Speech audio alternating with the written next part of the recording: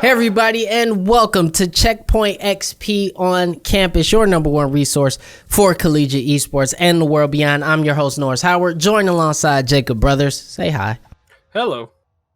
And we are joined by a very, very special guest today. We're joined by Jacquie Lamm. She's the head esports coach of Minnesota State University, and we are very excited to have you on the show with us today. Welcome, Jacquie. Thanks for having me. Yeah, and so the first thing I want to ask is, the Midwest is popping off a lot for esports. We're seeing schools like Akron and Ohio State and Northwood and Illinois Wesleyan and now Minnesota State University. Why do you think the Midwest has had such a huge boom of esports in the past couple years? I think it's just finally made it to the Midwest. I think in the past couple years it's kind of been on either coast. And it's finally got enough popularity where the Midwest has really taken initiative to try and get esports varsity teams up and running because it is becoming more popular and it's just really booming. Yeah, and talking about the Midwest. Sorry to cut you off, Norris. Talking about the Midwest because your program is so new and you guys are working on your League of Legends team. Are there any schools in the region that is on your radar who you think you'll be a competitor with or against? Not at the moment. Our team is very new. We're hopefully going to sign them on October 30th, and we'll be participating in NACE events and a couple other ones. But right now, we're very new. Yeah, and talk to us a little bit about the process of starting the team and building the team, because you guys are very new, which is why I'm happy that we're able to talk to you now, because a lot of times we have conversations with folks who are already established in their program or they've had a couple years to run their program. Talk to us a little bit about what it's been like to actually get this off the ground at Minnesota State. Sure. It's been almost a 2-year process now.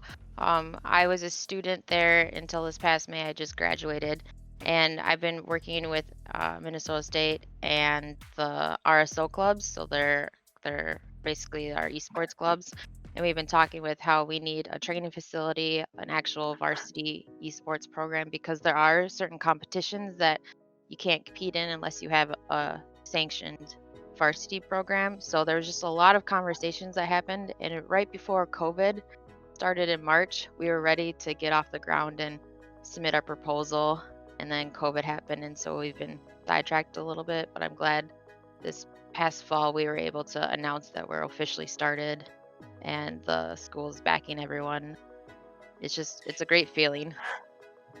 Yeah, and speaking of COVID, because it's affected literally everyone on the planet, and hearing that you guys had a delay in what you had going on because of COVID, did you find it a lot easier to come back to the table and talk to the university after, essentially, sports were a little bit in limbo?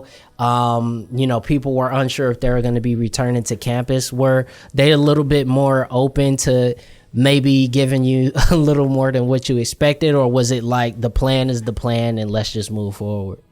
I think they might have been a little bit more open just because a lot of recreational activities are put on hold right now. In esports, you can literally just stay at home. You don't have to go anywhere. There's basically no travel unless you hit a finals. And even then, it's not guaranteed because of COVID. But I think they were a little bit more interested in trying to get us off the ground. Yeah, one thing I wanted to talk to you about before we start talking, because you already touched on it, how you guys are involved with NACE. And NACE is an organization that I've seen the name of a lot, but haven't really seen like the groundwork of what they do. So what has it been like working with them as you've been developing the program? They've been great. They have a lot of resources for first-time programs starting up, as to how we can reach out to the clubs to get them more involved. They have spreadsheets for you to fill out and just really dig into what analytical data you need to pull from your player stats, what kind of terms that they should be signing on to, just an enormous amount of resources for you. Yeah, and talking about that, one of the big things when you start a new program is choosing which esports that you're actually going to be playing. Which esports are Minnesota State going to be playing in the coming semester, and why did you guys choose those games? Sure. So for our spring semester, we'll be having a League of Legends varsity team and a CS:GO varsity team. Those happen to be our two biggest um, clubs at the university, so we were able to pull from our university students. We are still recruiting outside and trying to get people for fall and additional titles, but right now that's where our game plan is. It's really cool that you Yeah. guys are using clubs from your school. I think it's a really cool thing that a lot of schools aren't doing. Yeah, they've been a huge support for this program. Like without them, I don't know if this would have gotten off this fast. 2 years is a long time, but at the same time, it's not. And without their support and pressure on the university, I don't know if we would have gotten here today without them. Yeah. I mean, to me, that's the only way to do it, right? Is to take the community that already exists on the campus and, build around that. I think it's weird when schools try to sort of, jump too heavy into it or maybe pick some games that aren't necessarily popular on their campus. I just think that's a little bit weird. Yeah, we're trying to encourage anyone, if you're interested in any type of gaming, to register for our varsity team. And that way we can filter out to if you can just be with the club right now, because we're trying to grow the clubs at the same time. We definitely need their help moving forward because you can only have so many people on a varsity team. And we want to keep involving as many students as we can. Yeah. And so the last thing I want to ask you is, what can more schools do in order to better support their esports programs? Because not just of COVID, seeing how, sports can be put out of commission, but moving forward, a lot of people are wanting to invest more in the esports. How can universities help their clubs and help their students create a program that makes everybody happy? Sure. We had an esports advisory committee that was made heavily of students that spoke to the university administration.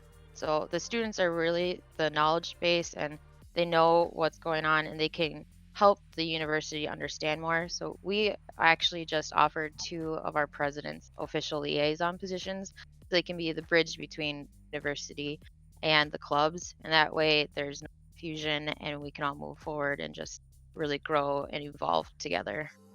See, I love that. The students are the knowledge base. Like, I think that is the first time I've ever heard that from an esports head coach. And to me, I don't understand why you don't hear that more. The last thing I want is 70-year-old dudes make a decision on what video games people need to be playing. I mean, it makes no sense. As I would love to be an expert at every game, I can't be. I have to be knowledgeable for all my players and games, but I'm relying heavily on our clubs and our students to really dive deep into the games and to know what strategy that they're going to be playing, and then I'm there as a backup resource. Jacquie Lamm, head esports coach out at Minnesota State University. Thank you so much for joining us, and we look forward to you guys in all of your esports in the spring semester. Thank you.